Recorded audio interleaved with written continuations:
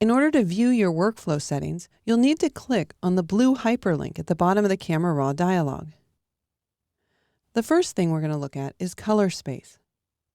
There are 4 common color spaces: Adobe RGB, Color Match, ProPhoto, and sRGB. Because color spaces are a complex topic, I'm going to recommend that for this training series, you set your color space to Adobe RGB. Although Adobe RGB doesn't have all of the colors that a larger space like ProPhoto has, by using Adobe RGB, we have a good probability that your monitor, assuming that it's calibrated and profiled, will show you all of the colors in the image. The next option is bit depth.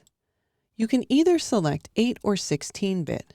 I would recommend that you work in 16-bit because there's more information than if you work in 8-bit. The files will be larger. Still, I think file size is a small price to pay for better image quality. If you simply want to hand off your file at the same size that you had captured it, then you don't need to do anything else. The next 3 areas you certainly don't need to change when handing off your files to Photoshop.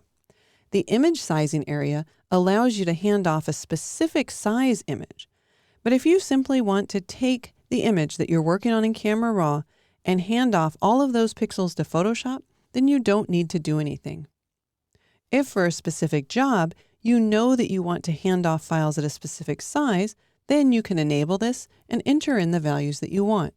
For example, if I had a 4:6 image that I wanted to export, I could go ahead and type in 6 inches by 4 inches, and if I knew the resolution, I could enter that as well. For now, we're going to leave this off. There is an option for output sharpening. However, I would recommend, if you're going to take the image into Photoshop, to continue working on it. For example, you might want to do some retouching or dodging and burning. Then I would leave off the output sharpening. Otherwise, Photoshop is going to sharpen all the edges, and then when you work on that file further, you might be amplifying that sharpening. Instead, I would leave this unchecked, and then when you're finished retouching your image in Photoshop, then you would apply the sharpening for the output device that you're going to. Finally, there's an option to open in Photoshop as smart objects, but that's going to be discussed in later videos. If you do take the time to set up workflow options, you might want to save this as a preset, and you can do that by using the pull-down menu. For now, let's go ahead and create a workflow preset. I'll call it Adobe RGB and 16-bit. When I click OK, Camera Raw will create that preset, and then you'll notice that I could select it from the list. Not only could I select it from the list here, but I want to show you a quicker and faster way. Once we click OK, if you right mouse click or if you control click on Mac, you can select your preset without ever going into the workflow options.